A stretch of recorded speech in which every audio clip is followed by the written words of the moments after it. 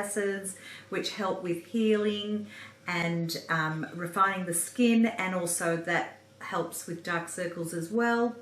Arnica, which is a homeopathic medicine that usually helps with dark circles and healing as well for bruising. And aloe vera.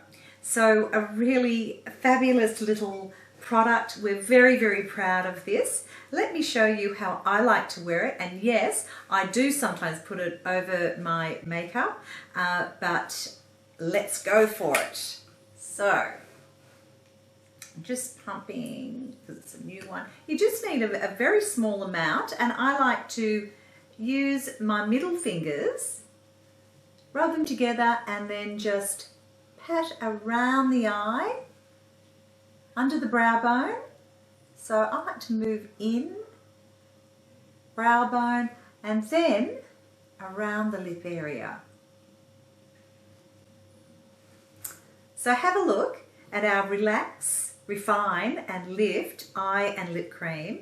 It's on our website now.